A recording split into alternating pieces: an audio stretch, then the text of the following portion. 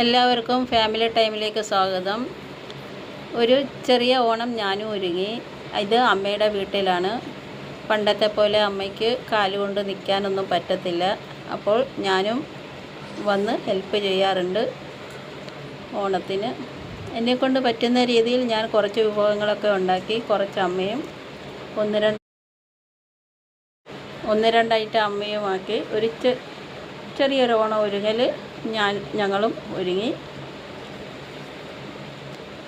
ഇലയിൽ പപ്പടം, ഇലയിൽ ഈ ഓണ വിഭവങ്ങളൊക്കെ ഇതിൽ കറക്റ്റാണോ, അതിനൊരു രീതി ഉണ്ടെന്നൊക്കെ പറയുന്നു. എനിക്കറിയില്ല. ഹാപ്പി ഓണം. ഹാപ്പി ഓണം. എല്ലാവരും വാ ഊണ് കഴിക്കാൻ. ഊണ് സമയമായി. ഇതെൻ്റെ അമ്മയാണ്. പണ്ടത്തെ പോലെ കാലിന് വയ്യ. അത് ചേച്ചി. ഇതെൻ്റെ ഹസ്ബൻഡ്. ഇത് തല കുനിച്ചിട്ടിരിക്കുന്ന എൻ്റെ മൂത്ത മോള്. വീഡിയോയിൽ മുഖം കാണിക്കണ്ടെന്നും പറഞ്ഞിരിക്കുക. ഇത് എൻ്റെ ഇളയ മകൾ. അതും അതേപോലെ കുനിഞ്ഞിരുന്ന് ആരും കാണണ്ട പറഞ്ഞിരുന്ന് തിന്നുക.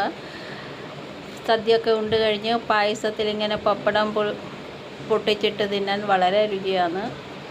നിങ്ങളും ഒന്ന് ട്രൈ ചെയ്ത് നോക്കണം.